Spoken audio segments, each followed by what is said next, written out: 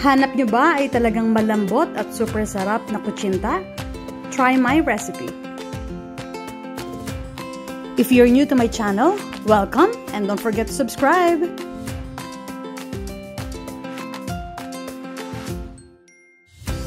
Sa isang medium bowl, pagsamahin ang 1 1/4 cups warm water and 3/4 cup brown sugar. Haluing mabuti hanggang matunaw ang brown sugar.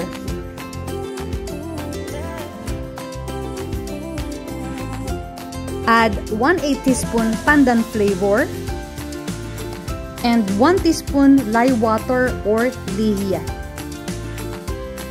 1/2 cup all-purpose flour.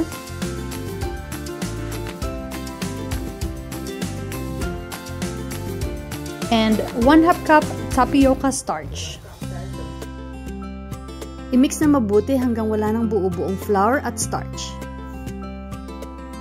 Sa isang small bowl, pagsamahin ng 2 teaspoon annatto seeds and 3 teaspoon hot water. I-mix na mabuti hanggang lumabas ang kulay ng annatto. Then idagdag natin ang annatto extract sa mixture.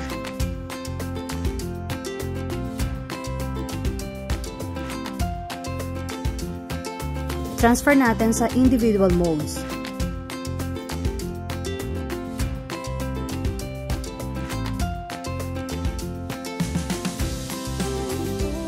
Pagpakulo ng tubig sa steamer over medium heat.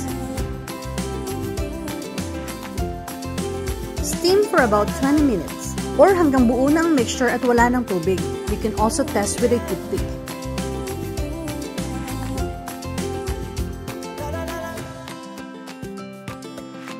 Set aside to cool completely.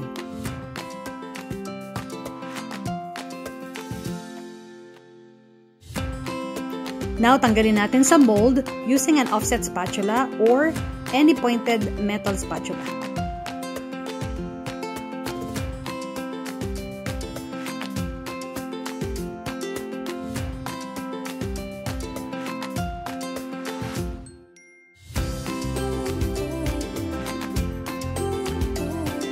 Best served with fresh grated coconut or pwede rin yema or dulce de leche.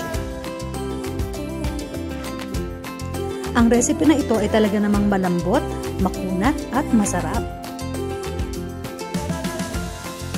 Ang full recipe ay matatagpuan sa pinoycookingrecipes.com. What do you think about this recipe? Let me know in the comments. Thanks for watching!